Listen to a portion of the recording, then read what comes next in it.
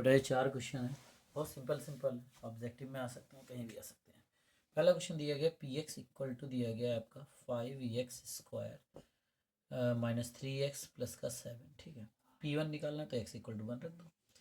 बेटा 1 रख दोगे, 5 1 का स्क्वायर माइनस 3 1 प्लस 7। 5 1 का स्क्वायर 1 होगा, 3 और 1 की मल्टी 3 और मल्टी 1 की मल्टीप्लाई 3 हो जाएगी प्लस 7। 5 1 5 3 प्लस 7 प्लस प्लस वाले जोड़ दो, 7 5 12 माइनस 3। कितना आंसर आ जाएगा इसका? 9। ठीक है, इसका आंसर 9 आपका आ जाएगा। ठीक है, फिर उसके बाद 9 आंसर आ गया। इसका जो दूसरा क्वेश्चन है बहुत ये सिंपल तो है बेटा। दूसरा देखिएगा क्वेश्चन नंबर 2 क्या है। क्वेश्चन नंबर 2 की बात अगर हम लोग करें, ये वैल्यू जिसको सेटिस्फाई करेगी वही आंसर होगा। ए का LHS लीजिए, LHS x प्लस 2y। अब x बराबर 5 रखना, y बराबर 2, x बराबर 5 y बराबर 2, 2 रखा, 5 2 दूनी 4, कितना आ गया 9। बेटा यहाँ आना चाहिए 7, इसका LHS आया है 9 और RHS कितना है 7, तो ये आंसर नहीं होगा। बी का लीजिए LHS लीजिए 5x प्लस का 2y। x बराबर क्या रखना है 5 और y बराबर 2, 5 गुणे 5 y की वैल्यू 2।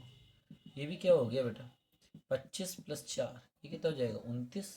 बट यहाँ पे RHS आ रहा 7, तो ये भी आंसर नहीं होगा। तो आप ले लीजिए इसके बाद कौन सा सी पार्ट ले लीजिए, इसका LHS ले लीजिए एक्स प्लस वाई।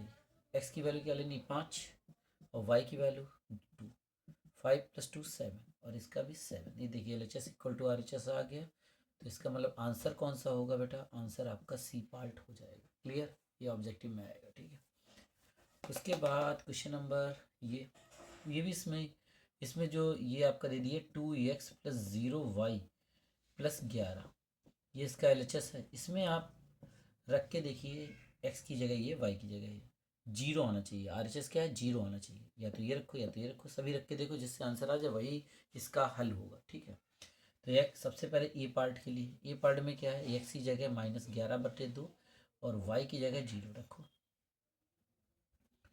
ये क्या हो जाएगा 2 -11/2 और y की जगह 0 पहले से ही है, y ये पूरा पदा ही 0 है, पहले इसे हटा ही दो। क्या करना है, इसको ठीक रखने जरूरत नहीं। 11, अब ये 2 2 कट जाएगा, ये क्या आ जाएगा -11 प्लस 11, कट गया 0। गुड बेटा, 0 ही लाना था। LHS इक्वल टू यहीं पे RHS आ गया, तो फर्स्ट पार्ट ही इसका यही बेटा आंसर है। आगे चेक करने की ज़रूरत है ही नहीं, पक्का चारों पे नहीं आएगा, आपका चेक कर लीजिएगा, सीधी बात है। ठीक है, और यहाँ पे ये पर हट ही जाएगा क्योंकि 0 y की गुणा 0 हो जाएगी, ये पता ऐसे ही डायरेक्ट हटा सकते हो, वैल्यू y की रखने की ज़रूरत नहीं है। ठीक है, उसके बाद चौथा क्वेश्चन देखिए, चौथे में क्या कहा गया है।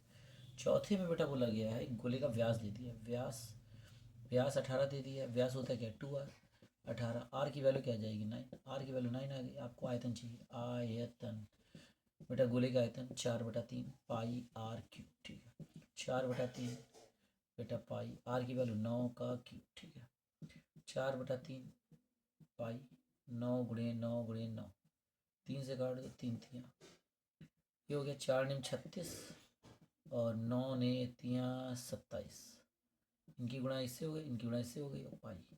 बेटा इनका गुणा कर लीजिए, यहाँ लिख लीजिए आगे पाई सेंटीमीटर था, सेंटीमीटर क्यूब लग जाएगा, सेंटीमीटर क्यूब में आंसर आ जाएगा। क्लियर, गुणा कर लीजिएगा 36 और 27 की। ठीक है, जो भी आ जाएगा वही आंसर होगा। क्लियर।